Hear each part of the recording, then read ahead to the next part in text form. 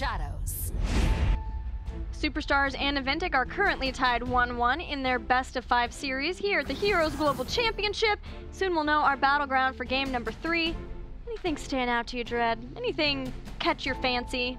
Strike your fancy? Well, after the last win, let's just say Naventic goes first pick, who goes like a little bit more than norm. I feel like my mic, my bad. Naventic won the last game though. Oh yeah, Naventic won the last game, my bad. You're right, so Superstars they would choose map, going to the first pick. Okay, so then that means we're going to go to a small map, which means we're going back to, we've already done Tomb, so we gotta go Dragon, right? That's gotta be Superstar selection. The map checks out, because we're going to Dragonshire.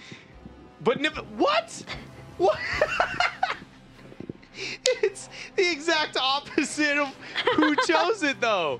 This map makes no sense. The math, it doesn't matter how you got to the solution of the problem. Yeah. You got to the correct solution. Yeah. So you still get all of the points. This isn't like a, we're going to check your math You don't have kind to of show thing. the No, work. you don't have to show your work. Okay, okay, so this is just the end result. That is crazy. How did... NA, man. It's all over the place. So many changes, because that... I don't even have words. I normally would be like, well, Superstar's best odds would be take it to a non-Illidan map, go on to the Ariel, you know, focus for your wave clear. We saw what you could do on a map like Tomb when you had the wave clear advantage versus non.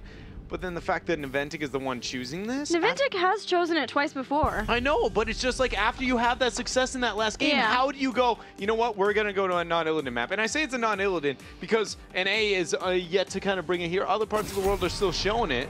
So it's not out of the realm. I wouldn't, okay, here, the only way this makes sense to me is if the minute Dahaka's picked up on the side of Superstars, it's a snap Illidan still, and Superstars is essentially expecting no Illidan because the small map, and Naventic goes, no, we're still going to run this. That's the only way I look at this and go, this all makes sense now. Yeah, Superstars want a different first pick other than Genji. That's the only reason you see that Genji from the first pick position is way more frequent than we see it from second pick. So that immediately screams out that they want to get Dahaka there. And I expect this to be a Tassadar ban on the side of Naventic. They too have admitted the strength of the hero. And again, but then would you move into it? It's just, it does Illidan show up. If it's picked up by Naventic, suddenly all the math begins to make sense again, right? It's just a different way, but off my first glance, I am amazed that I got that wrong and backwards. I didn't even cheat. I was just genuinely using like Superstars, like smaller maps, and I'm going with the old version of Superstars, like Tomb and Dragon. That's their go-to. Or Stitches. Gonna stick with the Stitches, no Dahaka up to top. So does Naventic end up picking it for themselves? Or going again with that other direction? I'm ready for it. I just don't want it to be the Dahaka. Just anything other than that, and I'm okay. Yeah, they haven't been the most successful with Dahaka. Yeah, 2 out of 9 going into this series today. It's one of those sad cases where it's like it's not a bad draft move. It's just, does it give your team the best odds to win this game specifically type deal? Illidan Uther? Wouldn't hate it. Yeah, especially with Tomster. Although, his Rhaegar. I was going to say maybe Rhaegar. Maybe Rhaegar just because you can make up for your lack of wave clear on the 4 if you pick through the Rhaegar, but something to synergize, make sure you get one of the two. I would suggest Uther the most just because then if they don't pick the Malfurion here, I can at least ban that out, remove one of the hard CC synergies immediately after the Stitches hook as well. Could also be Illidan a noob, though. There you go, neither. Medivh, Ariel, what is happening here? What is Complete shift. Ariel, Medivh together, both these teams. Man, this is so weird. I'm going to, I'll wait for this. And when we get to game, remind me to talk a little bit about why Medivh Ariel is like the weakest iteration in terms of forgiveness of the double supporting with the Ariel. But then it's just not the time or the place right now, you know? But it's one of those things I'll never remember. Time and a place, time and a place. Superstars now can't have their Ariel with Stitches, same exact comp. But that comp did lose last game. So far though, not up against an Illidan. Dahaka still, Greymane. Cho'Gall is another huge what that 2 could do. That's what that tool would be really good with. That might be it. That was it. But on Braxis, the Blossom played. They're afraid they shouldn't ban the Tychus or the Leo though. you should ban the Anu if you have no intent of picking it up, but then there's no way they run the Anu on that side. Tychus is the only thing you're afraid of. The Curse Bullet already exists, so do you ban the Tychus? You show too much. If you want this, you cannot ban the Tychus. Karazim's still up too. And if you pick the Cho'Gall though, then you still need a dominant 1v1er up to be able to deal with the Dahaka and buy time, because these three should be able to create a lot of chaos. They might not even be thinking of it, honestly, but with that being so drastically... That was such a weird... Yeah, I'm just going like, well, why would you pick these two? And I know, again, Zuna studies a lot of Korea, and they've been busting out Cho'Gall left and right. The Illidan's banned. I want it to be... You want it to be Cho'Gall. Please. Grace us with the Has Cho. to be right here. You got to draft it together. The fact they haven't already locked it makes me go, it's probably not going to happen. No, that would have been an instant. Yeah, you just like snap Cho'Gall. All right, so now that we've gotten our excitement up, I hyped everybody with like actually this math adds to the Cho'Gall, and then now we're back to like, I guess we'll play a normal game. Vala or Lunara. Yeah, it looks really nice. The Illidan gone though, so Arthas for the top makes the most amount of sense according to North American logic and Dragonshire. Potential for Medivh. Well, I say Medivh, but I meant Malthael. Malthael into the Dahaka up and top. Yeah. I like the idea of the Malthael too. Malthael Medivh has a lot of good synergy. Look at that, calling it out, the master herself. Do they get a reset with it though? Something to be able to make sure, you know, they're looking flashy. No, it's just both, just double dots. I'm gonna say it. Not your favorite. All the time. Who's gonna kill anything? Who's the one that kills, Gilly? There is a little bit different in this type of composition, is that you can lay down the dots, get a little bit of poke, then use Leyline to buy time for more cooldowns to then get another cooldown rotation, and suddenly you've, like Void Prison, you kind of stall their cooldowns. You actually gain a lot of time advantage to cycle them out and get another, and then you actually can kill something. But other than that, I am a little bit afraid on who's going to be the one making sure somebody's dying, not just spreading out that AoE. Portals, though, are going to be very useful for Malthael because he no longer has to worry as much about making sure that he has the mark on the right people so that he's not being kited away. Yeah. Portal can help him get on someone and put the Reaper's mark on easier so that he can chase them down and deliver sweet, sweet death. I want to, this Malfurion what? I really like the idea of going with Malfear. Falstad. Okay. Both these teams love Falstad on this map. And especially with the Malthael picked up on the other side of things. Fight reset for Superstars having Falstad with the Mighty Gust. Twilight Dream 2 in case things get weird in the fights. Team Naventic Deathball in with Medivh and Malthael. Beacon's hero, Arthas. Yeah, not surprised to see that picked up for the top lane. Triple Dots, who, again, it's a bit of struggle onto the damage, but maybe it will be enough. Everybody whittle away at the health bars of Superstars over the long run.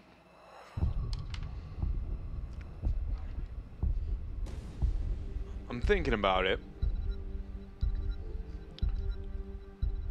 And I'm trying to figure out, I'm going to vote against it. I was going to say, is there any world where they try and get a little bit weird with the heroic choices, flex it around on the side of Superstars, but I don't think so. They're probably going to just stick to norm across the board. I was wondering with that many, when you have that little of actual damage, I know Trank has fallen so far away, but I automatically think like the only way they win is just like in a stupid amount of AoE happening, like whittling away. Like I just need to stop a fraction of it, and if I can do that again, because they have nobody getting the execution, and then you have Falstad, like in case you don't have Trank, you know, you have a double fail-safe, so you can really, really choose the fight you want. And when they go in, use one to be like, hey, we don't want to take this fight. And the next time they try, the mouth is like, I've got Trank. You really can't take these fights. Like, there is some argument in that, but I don't think Superstars will be the team that venture that way. And even then, I'm not confident that it's actually the better choice. Well, we're all tied up as we head into game number 3. Let's get into it and see Superstars and Naventic on Dragonshire. Dread. Yes. Why is Ario and Medivh the weakest of the double support? Okay, well, it's not necessarily the weakest, but it's a lot less forgiving. So let's look at a lot of heroic choices and how they translate into shielding versus healing. I think the perfect example of when looking at this is like, look at Rhaegar and his Ancestral Healing versus Uther and his Divine Shield, and how the two need to be used to be effective. Is that one is giving you essentially, like if I use my Divine Shield while you're at 100% HP, when you come out, obviously you're going to be still at that full amount, and whatever you got done in the meantime is going to be amazing. But for every ounce of HP that you're losing, when I use my Divine Shield on you, the less likely you are to be effective immediately after. That you need that HP to be increased once that time period is let down. So when you have the Medivh and the Ariel, Medivh has to be always before the damage comes in, but then if you do that properly, Ariel has nothing to be able to make up for that. But then it's just essentially because you aren't restoring the HP back on that hero, it's far less forgiving. Like, it is so much harder to run this style of play. You're essentially, one of you has to predict everything, and the other one cannot waste their cooldown to restore the HP, and if one makes a mistake, the whole composition crumbles. Versus a double support, if I heal you right after the damage comes in, and then the secondary heal comes in, our odds in keeping you alive, again, from our point of view, is going to be more likely. Even though it's not, in theory, the highest damage mitigation, because Medivh Shield, in theory, could be better than every other spell in the game, it just typically isn't, and that is why it's less likely to succeed than that of a traditional double support. And that's why at 16 in the last game, you were saying that things might change. Yes. That Superstars might be able to start coming back in the game once they had reabsorption to be able to give back some of the health depending on the damage that's done.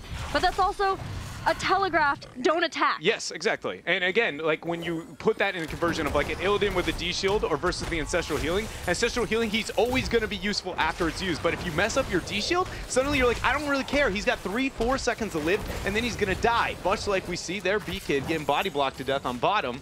And Superstars keeping up the tempo well here for them, getting themselves first blood. They do. They brought down Dahaka just to ensure it.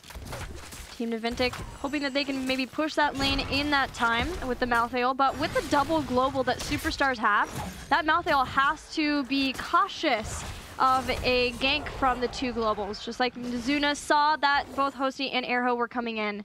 And that pushes him back and makes sure that Erho doesn't lose out as hard in the lane, because Zuna, and specifically Malthael, do very well into a Dahaka. Hosty got the barrel roll away, but Zuna just popping his level 1 talent, and he's still comfortable taking that trade. Look at that. That is nothing to mess with. As time goes on, though, Dahaka versus the Malthael 1v1, because Dahaka's HP so very high. Hold on a minute there. Big impact. We see a lot of clashes on both sides here. I'm surprised Superstars is being this aggressive, and it's working out so very well. Between that burrow, that root there, the Moonburn is all it's going to take there. Excuse me, the Moonfire. And now Superstars got themselves a secondary pick. Yeah, and it's really cool to see how Superstars are running this landing phase, because they have the double global that goes up to the top. They've had the globals there and then been able to send Dahaka down more often to get kills, and they have the follow-up CC with it. This time they're losing out on some of the soak in the top, but as long as they're making sure that Falstad is able to go back and forth between the waves, then they should be able to make sure that Naventic either has to stay further back in the bottom lane or continues getting kills to try to get ahead in this early game. Double Shrine available for Superstars, but nobody's making the, rotation for the Dragon Knight. They're all worried about on bottom. Iacona there, setting up the roots nice and clean there, not even needing the Elun's Grace range. And that's pretty tricky because of, again, we talk often about the galloping of her. I do want to, like, for a Malfurion to be able to hit the root, the first tick of the root on top of her, you essentially have to catch her on the slow, not the acceleration aspect of that, and hit the exact pixel she's standing on. So that was, though it wasn't the flashiest of roots in the world, that was a little bit harder than our normal one. Really well done there for Iacona. Yeah, that was great. Getting his team a kill, being a playmaker for the team. Superstars starting to get ahead, and even more so now that they have level 7 and the first Dragon Knight of the game. Still separating back out. Erho has caught Zuna. Hosty's there too. This time, Zuna will not get away from the double global. Superstars showing why Dragonshire has been a favorite battleground for them so far in Phase 2. And again, while you and I were sitting there going, like, the math adds up that Superstars would choose this, and the minute we see the Naventic logo, we're like, wait a minute, here, this, again, it just didn't add up, especially with what we've seen throughout the series. So hopefully, Naventic is going to be able to show why they had ended up selecting the map and signs of life in this game, because down 4 kills in a full level pre-10 is, I mean, that is drastic. That's not just struggling, you are getting dominated at this stage of the game. Erho once again is going to step in, this time to Tomster throws him back with a detainment strike. But even still, this is maybe one of the best early Dragon Knight phases, first Dragon Knight phases I've ever seen. Taking out bottom 4, getting a whole bunch of towers down, a full level lead. Superstars are playing this out with their double globals extremely well.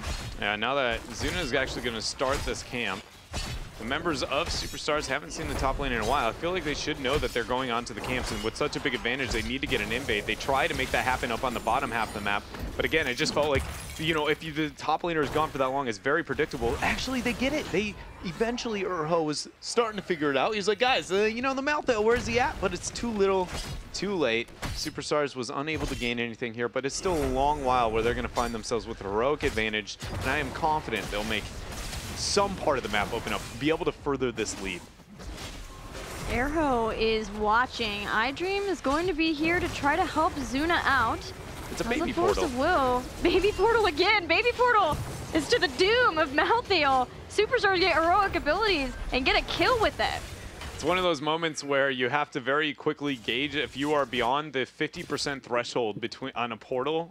You either got to go, I'm going to portal towards you to save you immediately, or portal myself and you away. Typically, if you're within shield range, always portal away. It does feel like Zuna's Malthael is maybe not respecting the fact that there are two globals up there, because he's been caught a few times, and yes, his 1v1 potential versus Dahaka, excellent, especially because he has Touch of Death. Yeah. But he's been caught several times now. Superstars are getting further ahead in the game. This changes though. Now he has 10, he has Tormented Souls. He'll be looking for the big fight. He has Tormented Souls. He has, there we go. I would have been like, wait, last rites? Really? Still got the Thornwood Vine coming out for big impact. Naventic, every single time they get on the Lunara, they seem to just hold one heroic, or one talent choice a little bit longer than the rest of North America for the longest while, and in fact was that Nature's Calling in 7. Now it's the Thornwood Vine. They're on the Splintered Spear hype. They can agree that that talent's got a lot of value, but that is where it stops. Looking towards the top half, Gus is going to be forced to be able to save Urho. Was that two heroics? It was. A lot of anti-synergy there. That's one of those moments where they have to be totally comfortable to turn, or they very much need to be giving everything. You know what? It just, turn was the thought process actually with Stitches so close, but you always want to burn Gust. You know, it's a way short cooldown for how high impact it is, and Superstars still showing that they got some stuff to clean up here. Yeah, it's a good feeling, too, from Zuna and the rest of Naventic that they were able to burn both of those heroic abilities for nothing of their own. Zuna is caught back trying to deal with the mercenary pressure in the bottom lane, but the rest of Naventic is hanging out here in the mid. Beacon in trouble. Twilight Dream goes down. He is dead. That was really well done there. I thought for sure the portal would be able to make it out, and I was just about to note the risk that Sray going into that gorge, even though a Medivh exists on the other side. But they find themselves a kill, and behind that is the second Dragon Knight of the game. The first one being beyond successful. I mean, it was, again, one of the more successful out of all of HGC North America for phase number 1. Number 2 looks like it has got about the exact same fate, as it's already picked up another fort, and now Superstars is looking towards bottom keep wall. It seemed like maybe Naventic thought that they would be able to do more from that because they had burned a couple of those heroic abilities, especially Gus. But with Superstars having both of the shrines, nice roots follow up too. Hosey gives him the boot! Gave him the boot, but sadly nobody wanted to get the chase. The damage on the keep's a little bit low. They're unable to get this. It's a very, I don't know if anybody remembers this. This is an 8-minute Dragon Knight, a 9-minute Dragon Knight we're talking about here. Early. And it's gonna get this keep. Hosty sieges the rest of the way down. Team Naventic. What is it? They have Leela and Seal. I wondered if maybe they would portal in, try to get some kills from that. But not so much, not yet. Wanting 13, Hook pulls in Zuna though. No Stray's heroic. taking it for a ride. Even if he wanted to turn on this, because he used his heroic there up on top in the 1v1, he's unable to make anything happen. Aegis is going to be used. iDream with a great force of will, but it's essentially just stalling what is inevitable. Nice hook, nice root. The synergy there between Conan and Sray have been on display throughout the entire game. Shout out to B-Kid there with a beautiful Howling Blast, but being a member down, unable to gain anything. Nice for B-Kid though that he didn't use Army of the Dead. Yeah, the fact that he didn't have to use Army of the Dead now means that they have the opportunity with the 13 into 15, maybe go ahead and take the fight. Superstars, though, in the meanwhile, knowing they push them back, is trying to do their best to get anything that they can. It starts with the Giants. Most likely cycle out their own Knights and Giants as well. and then try and have a positional advantage with that double global, with the experience that they have to just insta-DK. That is one of the beautiful things of having such a huge lead like this on Dragonshire. Not only, we normally talk about double global in the later stages of the game, but we don't talk about how it takes a winning team and pretty much crushes them and solidifies their lead that much more whenever they have it, because you push out the lanes, you get double cap onto both of the shrines, and then both globals transition towards mid and are able to force the Dragon Knight. Zuna's going to make something happen here with the Tormented Souls after the Gorge. He lasted a lot longer than we thought he would, but in the end, he is still going down. Yeah, it did hit because it was a choke a lot of people so that he could soul rip initially and get all the healing off of the heroes. But between Dahaka and Stitches, there are far too many ways to displace members of Team Naventic, and this is looking so much like game number 1 between these two teams. Superstars has a 3-level lead, 8 kills to 0. This time a hook doesn't connect, but the roots were still there. Superstars showing off their synergy with this chain crowd control combo, as well as the Gorge and the Gusts. I have a really weird question to ask you that I know you probably don't have the answer to, but is there any chance you know in what part of the animation of Raven form is actually when he becomes untargetable? I was wondering. Because I've never actually tested it. What is the actual animation section? But I was thinking, let's say that hook was in range to be able to hit him. Would that have been enough to interrupt that? I now have hours worth of things to be testing tonight. I'm sad I got to see that circumstance and that happen. Now we gotta know, Gilly. 17 to 14. Dragon Knight, keep already down. Superstars waiting for an opening to win the game and head on to game 4. Hook, that might be the opening. There's a root underneath it too. B-Kid hasn't popped Army of the Dead. Force of Will got him out of danger. I was really surprised that they did go with the Hindering Moonfire, though that is something Iacon has been doing a lot more. Just with so much healing and the Medivh, you know, portal zoning. Imagine if everybody moved in there to go through the portal and Ariel just go ahead and drops an AoE heal. The Strangling Vine reduction might be the beginning of the end. But now Naventic is able to fight back after this mid keep ended up falling. They might want to try and take it. Zuna's going to all in here. The Gorge is going to take it. Hosi is going to split everyone there. Twilight Dream, good night, Zuna. And that is why Gorge is pretty good versus something like a Tormented Souls. Arrow is getting on top of Big Impact. Its portal gets Beacon away. Hosty flies in. Force of Will saves Big Impact. But even still, there are 5 members of Superstars with a 3-level lead. Checking out the core of Team Naventic. With 2 members down. They're going to try to take it down. Urho's got adaptation, and he's taking the core, so he's going to get a lot of value there. Now he restores his HP back up. The shielding already gone down. Arthas is doing a bit of work. Now he's dead, so no auto attack debuff. That is it here, Gilly. Superstars, in fact, will restore their lead once more and be able to take the upper hand 2-1 on Dragonshire. First thing now, after witnessing that game, again, back to bigger maps and back to the Illidan variable. Again, Naventic plays like a different beast whenever that's the case. And I hope to see them, you know, go back to that if they want to keep alive here in this series. Yeah, that was a clean game. 12-0, 12 minutes and 56 seconds on Dragonshire. Dragonshire. That is unheard of. You know, it's one of considered more the slow mass. If you're to give a list of, I can bank on my 20s, Dragonshire is probably top 3. Infernal Shrines is without a doubt for me #1. I think that you could make an argument for maps like Cursed Hollow kind of in the downtime to be able to stall out the game, but yeah, it's just the fact that we saw Superstars have that mentality at least shows that they themselves has also gained a better idea of how to end the game on a map like Dragonshire. Yeah, maybe it is having Sray come back in and be the shot caller for them, now gaining the experience of being on range for a time, now coming back in.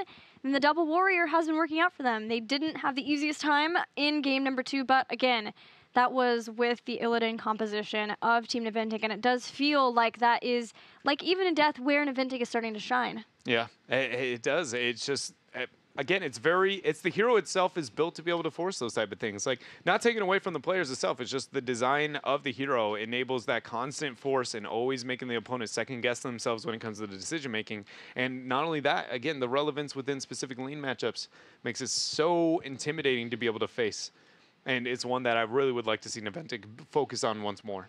Considering the battleground choices for Team Naventic, Sky seems to be the #1, but of course it was banned out. Yep.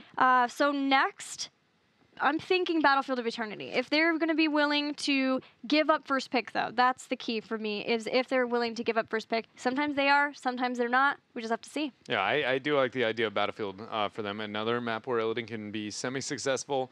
It's just, If Sky is off the table, and from what we've seen so far, the only other one, Towers of Doom, would be another one. Though I'm hesitant to say Towers, because Towers, though it is a map that I personally feel like is a team fight map when it truly comes down to it. At the end of the day, you're always going to have to be able to win the fight that matters. And if you're behind the entire game, it doesn't matter. You get one fight that's even. So I feel like it's a fight map, but you can gain a pretty substantial lead through macro play and just out-rotating. So I'm a little more timid on that. But I feel the same way with BOE, you know? The early game, Naventic's not strong in the early game. So then I suddenly go, like, I don't want to promote that map because if they fail to get the side experience or just struggle with one Stitches hook coming out from Saray, it might be, well, here's the Immortal with an 80% shielding and, you know, a full level lead pre-10. I don't know if I can remember a time for Team Naventic where they have liked Towers of Doom. Yeah. Off the top of my head, that does not feel like a Team Naventic battleground. Well, while we're waiting to see what that battleground will be, we have a tweet from you guys tweeting at home using the hashtag HGC. JWeb058 says, I am living for that dress, yes. And Dread's tie even sort of matches. Oh, go Superstars. Yeah, even sort of matches. Of course, Gilly gets all the compliments. Totally fine. It's just a birthday thing. I'm a birthday girl. I'm special. Well, when we commentate on your birthday, Look there at that. it is. Yeah, see? We don't want to zoom in any closer, otherwise we begin to see all the 2 thumbs errors up. up here. But for now, we've got the tie.